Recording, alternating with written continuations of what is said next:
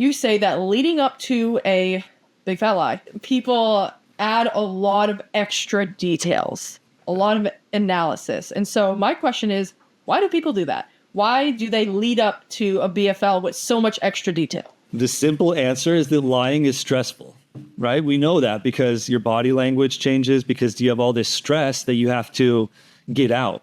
You have all this extra energy that you have to dissipate.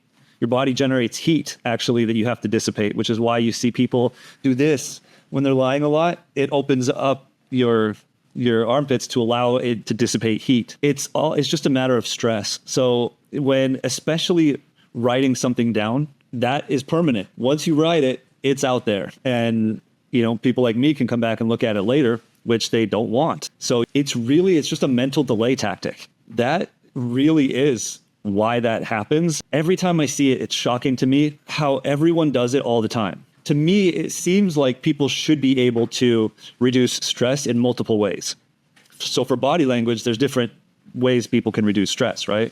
Some people fidget with their hair, move their leg or whatever, or spin their chair. When it comes to writing, that 9 lines is really common. You see that a lot right before the most important part of the statement. In here, it happens multiple times because there's multiple sections that are very important. Okay, that's interesting. So really, we're all just really basic. Okay, so in your analysis, in a couple of points of your videos, you mention that the term with, it shows conflict. And you also say that the term left also denotes conflict. My question is, why is that the case? And maybe give us some examples or an example in your everyday life that I can relate to and be like, oh yeah, I would not say that unless I was in a position of conflict. The word left, when I describe this as being an indicator of conflict, most people try and figure out, okay, well, how would I say left without saying left? It depends on the situation, but the example, like my wife and I went out on date night and we left our kids with their grandparents. That is an indication of conflict there. So the question is, well, how would you phrase that without saying left? And the answer is, my wife and I went out for date night. There's no reason to add in we left our kids with their grandparents. What that tells me when I see that in the statement is that the kids is usually the reason why you can't have date nights, and that getting a babysitter for them is problematic for you. And so the grandparents to watch the kids. And again, I said this in the video, with and left doesn't mean knives out. It means that there's a problem that you're trying to get over. There's something about the situation that's causing you internal conflict. It doesn't necessarily mean violence or, huge external conflict. So the word with is a little bit different of an indicator. The word with it's like a wedge that you drive in between two people. So when you have, in the beginning of a statement, you're going to have a social introduction of whoever it is that's going to be in the statement with you. Then you're going to get their full name and title during the social introduction. After that, it gets shortened. So I might say my wife Wafa and then shorten that to my wife. Or I could shorten that to Wafa. It depends on what's going on in my head at the time. Now, this has to be logical. Of course, if you're with a whole group of people, then if you use the word we and that's confusing as to who you were with, then you need to separate the we. So I would say if my wife and I went out to dinner with 2 other couples and my wife and I left a little bit early, that's not an indicator of conflict. I have to separate the we. I can't say we left early because then you don't know who I'm talking about at the dinner. It's when the we is known, then you have a missing we. A with is an indicator of a missing we, really. So it means that you've separated 2 people. And if you separate them verbally, it means they've separated in your mind. One thing in the statement that you notice is people don't understand that the words with and the word left are indicators of conflict. And so when they're fabricating, they're in a fabricated statement, you'll see those thrown in there quite frequently when there's no indication that there's any conflict at that point, because they don't understand that means conflict. Yeah, it's just reflecting their psychology, but they're not consciously doing it. And I think a good example for left that really helps me understand it is that when you say I left a place, you are not explaining where you're going. You're instead looking back at why you're leaving a place. Whereas if you say something like, oh, I went to the store, then I went here, and then I went there, that just makes more sense because you're explaining where you were going, you're forward looking. When you say I left, suddenly you're looking back and you're like, well, why did you leave? There is the tension, the reasoning as to your movement is related to the place that you were leaving rather than the place you were going. And since you are no longer having a reason as to why you're leaving, no place to go, there must be a reason as to why you left. And that implies tension. I think what's hard to explain when it comes to the with is that it's almost like so simple that the average person is going to be like, that's silly. But it is a reflection of the psychological state, a subconscious reflection of the psychological state of an individual. It is putting a wedge between two people. And you would think, just looking at it, like, why? Well, it's just with, it's just a word, whatever. But as we've known, as we've discussed, we talked about the Freudian slip, your verbiage is a direct reflection of your psychological state. And so you have to pay attention to when words are dividing people. It's maybe not intuitive for the vast majority of people. We aren't taught this, but once you are taught it, you start to see it and things check out. And you're like, oh, actually, that does make sense. In a fabricated statement, you see a bunch of left and with. It tells you that the person who's making up the story is under conflict. Even if they're trying to create a scenario that looks peaceful, if their mind at that time is fabricating and they are under conflict, they are going to use verbiage that indicates conflict. I went with my wife to go pick flowers in the field. That sounds like that should be a good thing, but the verbiage there indicates conflict. So if I think that's a really interesting example, because my initial reaction with that would be, it was your wife's idea. She made you go and you didn't want to go. Exactly, right? Probably what they're thinking. That's exactly what I thought. Because if you were excited about the flowers, you would say, we went to get the flowers. So that's a great example. Okay, so this next question is really pertinent to this case, but I think it's just very applicable to a lot of different cases in our everyday experience. We generally would expect people to be inconsistent in their stories, right? We would know that if two people told the same story and it is exactly the same, you're probably going to be like, okay, this is definitely rehearsed. There's no way they remember everything perfectly the same. We all remember things differently. In this situation, we have tons of inconsistencies. So my question is, when you are looking at testimony or a case, how do you determine what is the right number or right amount of inconsistency and what's too much inconsistency? What screams deception and what is just a normal amount? You are going to see inconsistency, and that's normal. I think we talked at one point about the two guys who, they were actually memory researchers who walked out of their office and they saw an accident and they recounted it differently. Each one recounted it differently. So one said the car was a certain color, one said the car was a different color. You're going to have inconsistencies based on perception. Not just perception, but you have a process of bringing in information through your senses and deciding whether it's important or not.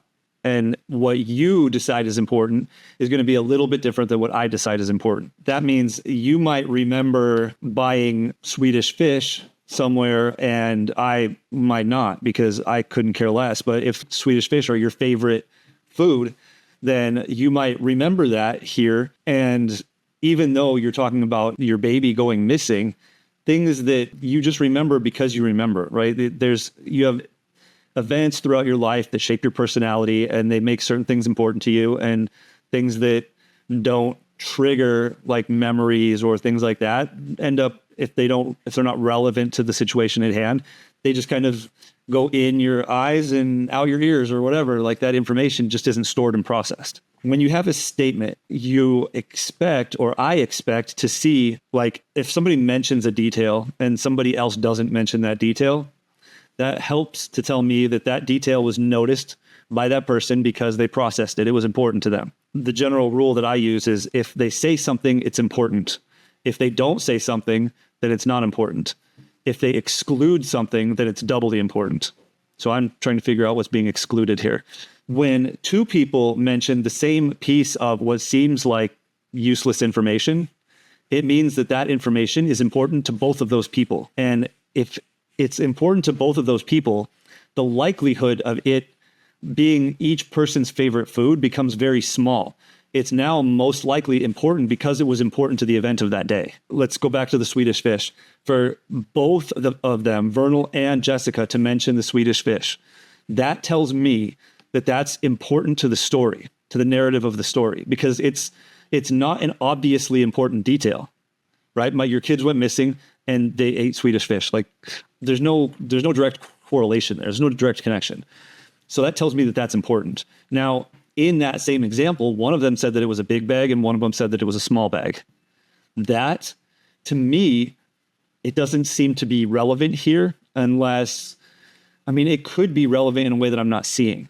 But the fact that whether the bag was big or small, that is that sort of what color was the car? That's also subjective analysis, right? Like what could be big for me is small for you. So that's another thing to consider maybe? Yeah, you have people's perceptions, and then sometimes you just have misremembered information it could be for a reason. Now, Vernal actually says that baby DeOrr goes in, picks out the small bag, and then he takes it and exchanges it for the big bag. There's extra information there actually, which is the only thing that, well, actually, it's just extra information that you got to take into consideration now. So there's too many questions around the big bag, small bag thing that I have to discard it, essentially. I'm going to consider something to be misremembered if it's different between their two stories, unless there's a reason for me to think differently. One of the things that elevates a little bit beyond the level of the size of a bag of Swedish fish is whether or not you strapped the baby into the car seat. So Jessica says she did it, and Vernal says he did it. Now, is that relevant here? I don't know. It seems like, well, Jessica always says that she's strapping the baby in and taking the baby out. Vernal never, there's no other situation in their statements where he puts the baby in or takes the baby out. And so for him to say that there seems out of place. Did he actually do that or did he not? It makes that a contentious point for me. So I will circle those and try and figure out what happened around that. Why is their story different in that place? To answer your question, there's small details that people are going to misremember, the color of a car, the size of a bag of Swedish fish, that unless something very specifically calls my attention to that, I'm going to just consider that to be misremembered information. If there's what seems like unimportant information, but both people added in, that elevates it. I mean, that means it's important for one and it's important for the other. That means it's important to the storyline.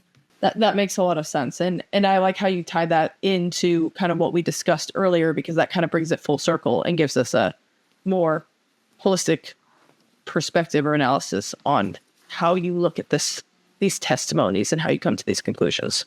So this next question has to do with your analysis on time stamping. And so you discuss in the interview between the parents and Nate Eaton, which occurred a couple days after DeOrr went missing, that both Vernal and Jessica double timestamp 2 different times. And specifically, they double timestamp both 2:26 and 2:36.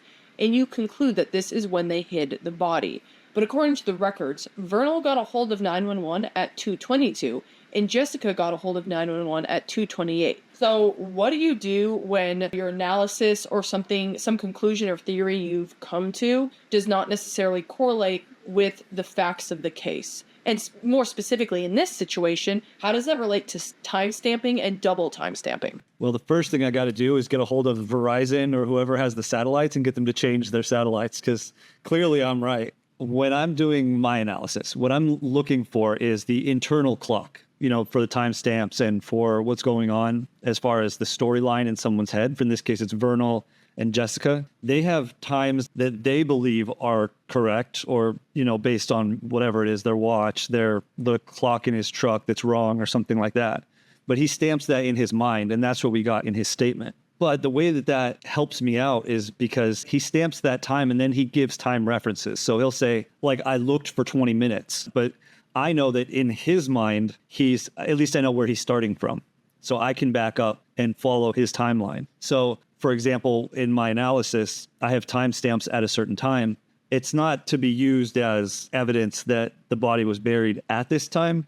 What it is it tells me and you exactly where he was when. So if we know based on evidence that the time that he thought was 2:26, which probably was 2:22, that isn't as important as it seems on the surface. What's important to me is that he was looking for 20 minutes up until he made that phone call, and those timestamps allow him to keep track of that time in his mind.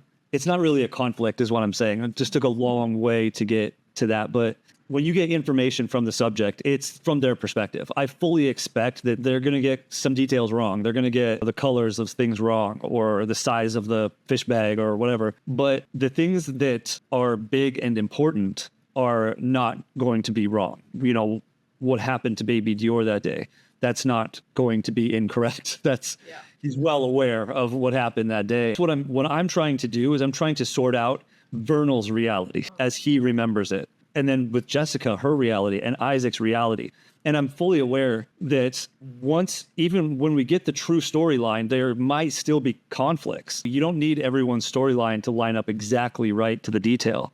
What you need is for it to line up right chronologically. So based on their timelines. A question that would kind of follow up is like, what do you think? I guess this is pretty speculative.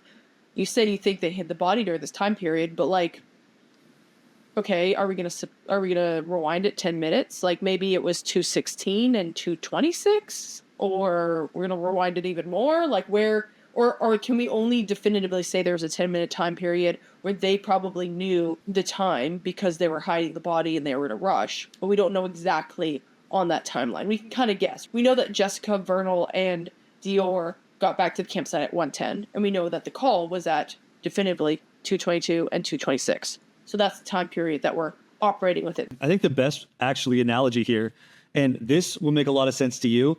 I know it probably won't make a lot of sense to the viewers, but I'll try and explain it so that it makes sense. Sometimes when we're recording, our video and our audio gets off, so they're out of sync. And then there are AI and other programs where you can clap, you either hit your hands like you were doing that when we were trying to fix our IT problems before. And what that does is it gives a marker when you do that for the audio and the video to sync up. That's what I'm doing with the timestamps here. So when they make a phone call, that's like a clap right there. So Vernal has a timeline in his mind and Jessica has a timeline. And then there's the reality. That call to 911 is like that clap where that allows us to sync everything. But by using his relative time and his time markers, I can create his timeline. I just need to sync that up. So when he called 911, he thought he called 911 at 2:26. He actually called at 2:22, right? So he's 4 minutes off. So what that tells me is that if you want to know exactly when he was doing what he was doing, then you just, you move it back 4 minutes. What's important there for the timestamps is that we don't know why their times were off at this point. Vernal was probably in his truck. Every car has a clock on it, and his truck was older, so it's probably not satellite linked, which means it gets off, by a few minutes here and there. So that makes sense. So what Vernal thought at 2:26 and what Jessica thought at 2:36 gives you a indication of the amount of time that Vernal thought there was between their calls. So he thought that there was a 10-minute period between when he called and when she called. And so there's important information that happened during that time is basically what all this boils down to. Okay, that makes sense.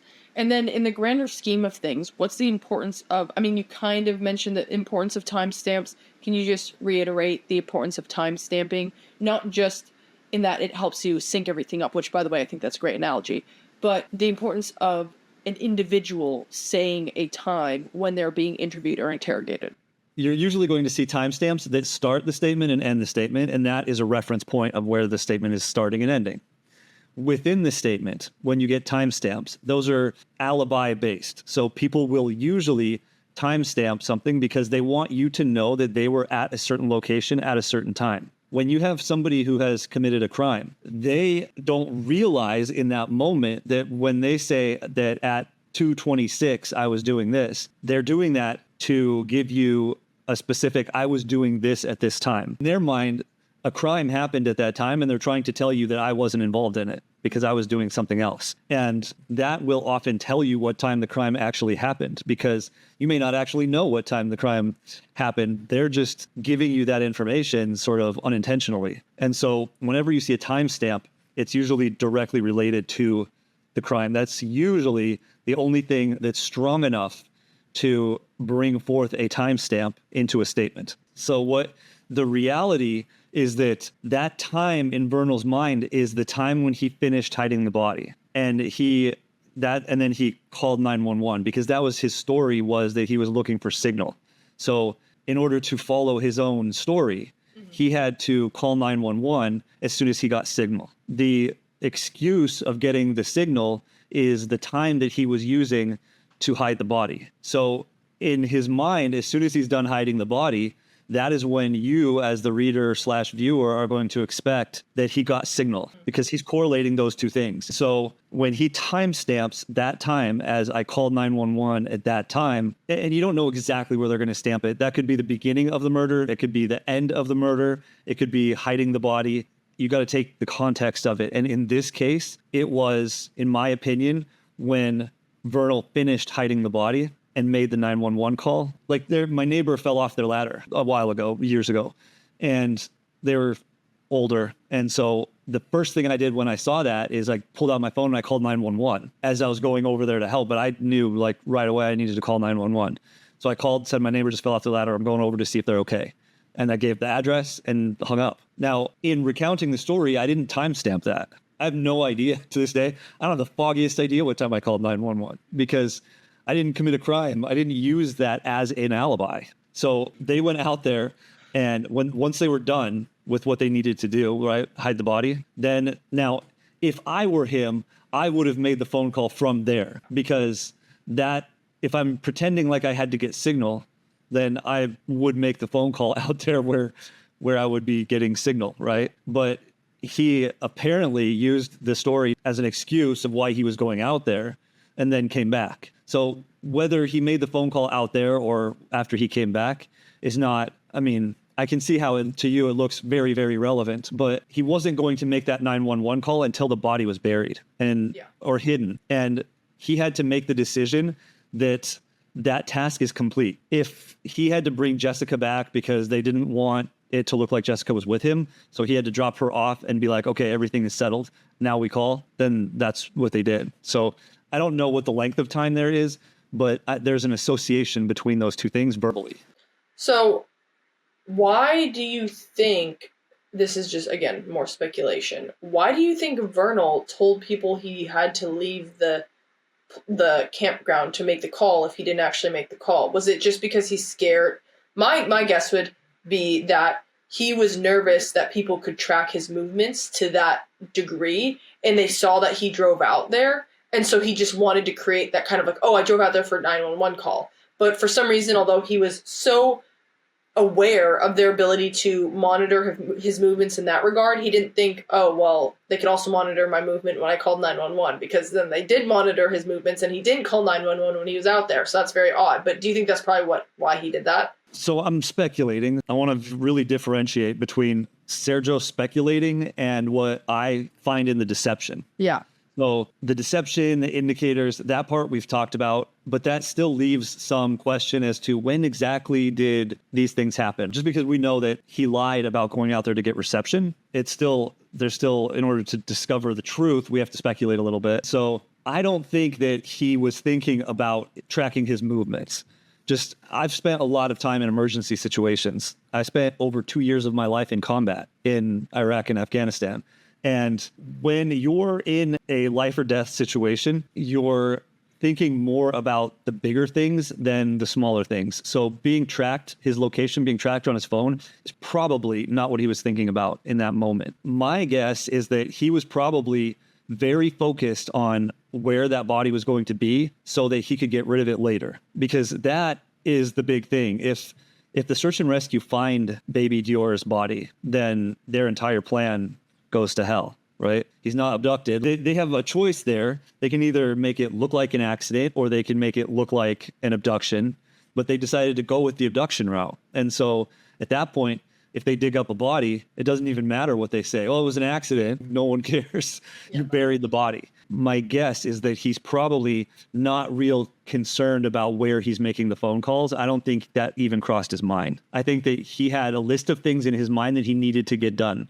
So he needed to get the body placed somewhere that it wasn't going to be found. And he needed to make sure that Jessica had her stuff together, mentally, that they were on the same page with the story, that Jessica was comfortable with the story enough to not just have a meltdown when everybody got there and tell them the truth. So that's probably the last thing that he had to check off on his list before he called. Then I guess the next follow-up question is, why would he even include that in his story then? Is it because it's easier to fabricate by telling as much of the truth as possible while just like changing small details? Like, if he really didn't want anyone to find DeOrr's body, wouldn't it be just a better idea to not even mention that he went to the cattle guard? Like, don't even mention the cattle guard. You don't want to mention that because that's where the body is. Yeah, but there's Isaac there and there's Bob. It seems like the first time he told Isaac that he was going to the cattle guard to search for baby DeOrr, and then he went down there and came back. And then the second time he must have said that he was going down there to get signal to call 911 because Vernal has to worry about Isaac's testimony. Isaac was there. He's a witness to this, and it's not Isaac's baby. Obviously, Isaac has a lot to lose. You know, when Isaac left and went for 30 minutes up into the mountains, probably he just wanted to get away from Vernal, but he probably had drugs and stuff that he had to hide before the police got there. And so, you know, criminals can't trust each other. Basically, they all have a common cause. Nobody wants to get caught, but Isaac's not looking at murder or any version of manslaughter or anything like that. So Isaac's just looking at a drug arrest or whatever, his dealer getting caught. It's much better for Vernal to lie to Isaac, because if he told Isaac, I'm going to go down and bury the body down there, that's just too much information, right? So it's better, even if Isaac was completely aware of everything that happened, because I'm not 100% sure at what point, because we know that Isaac came across Vernal and Jessica at the stream with the minnows. Like they were all together by the dead tree there. And so it's highly likely that Isaac actually saw baby DeOrr dead at some point. But even if that's the case, it's still better to lie to him and then just allow him to perpetuate that lie, as opposed to giving him the whole truth and then expecting him to not tell the police. Just the last thing I'd like to mention, which I was thinking about as I was explaining the last question, is that a lot of people are probably wondering why Isaac factory reset his phone 3 times, right? My guess as to Isaac's role in this, because remember, Jessica started her statement with Isaac. That was the first big lie, the first big deception, was bringing Isaac into this so early in her statement. So in her mind, Isaac played a role in this. And in order to make all of those boats go to all the right islands, we gotta answer every question, which is why? What role did Isaac play in Jessica's mind? And that, in my analysis in one of the videos I talked about, I think that Isaac probably had a dealer out there, because Isaac and Bob, that was their spot. They would go out there and go camping and look at minnows for 3 days, right? And they're doing drugs. I mean, that's what they do. They go out, they get high, and they hang out.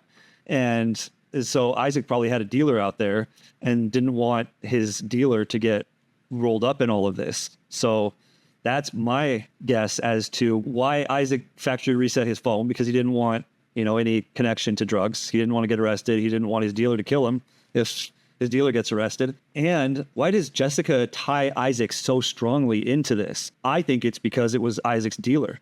I think Isaac is the one that facilitated getting drugs. And that is what ended up, in my opinion, killing baby DeOrr. And Jessica holds a grudge, I guess, against Isaac for bringing drugs into the equation. I mean, here's the thing. Under this theory, they may have accidentally killed DeOrr. And it's bad that they covered it up and all of that. That does not diminish the pain that an individual may feel when their child dies. And in that situation, a lot of people in positions of grief usually blame other people to make the burden of that a little easier to carry. Yeah, and the way, like you were saying, the way grief works, it's not always logical like that. I think that Vernal was the one who probably gave the gummy or the edible to baby DeOrr, but I think Vernal is too close to Jessica for Jessica to pin all of the blame on Vernal. I think that's pinning too much of the blame too close to home, too close to herself. I think it's just easier for her to blame Isaac and say, if Isaac hadn't come, Isaac wasn't supposed to be there. Bob brought him in at the last second, and if he wouldn't have come, because remember when Isaac talks about, he's asked about if they brought whiskey out there, and he says whiskey and stuff. It turns out the stuff wasn't there because they were supposed to have stuff, but they had to go get stuff in order to have it. So Isaac had plans to have stuff other than whiskey out there, and Jessica holds him responsible ultimately for her own actions. But or baby DeOrr's death. Yeah. Yeah. But you're right. Another thing is people's pain, regardless of who they are and what they've done.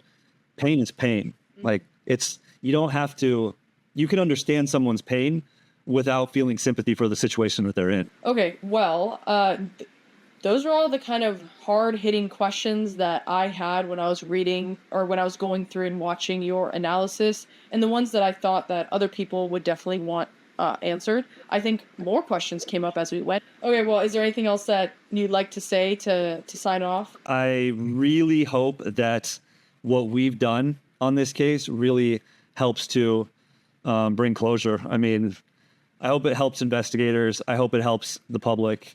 Like I said, there's a lot of pain wrapped up in this. There are a lot of people out there who are feeling a lot of pain who don't even know the baby DeOrr personally. I just hope that we can ease that pain by hopefully bringing closure here. Thank you guys for coming along on this very long ride with a lot of moving parts. We really appreciate it, and we'll see you next time.